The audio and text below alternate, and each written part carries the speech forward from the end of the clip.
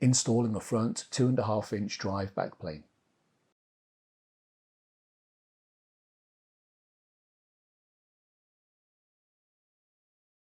Align the bottom of the backplane with the slots on the bottom of the chassis. Push the backplane to a vertical position, align the holes in the backplane with the pins on the chassis, and then press the backplane into position. Connect the cables to the backplane.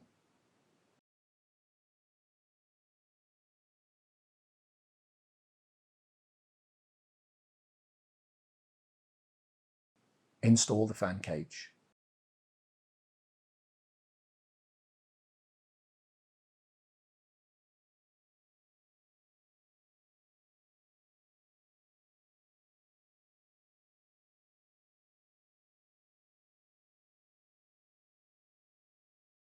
Reinstall all the drives and fillers into the drive bays.